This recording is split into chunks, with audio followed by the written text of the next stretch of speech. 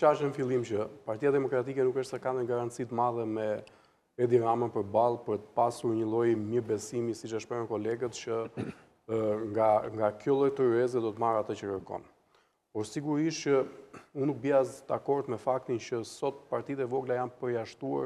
nga një mundësi që ato të jenë pjesë e kësaj të ryeze për të dhënë mendimin e tyre, kontributin e tyre, sepse jo domosdoshmërisht qenia në pjesëtarët e të ryezës i bën partitë e vogla faktor.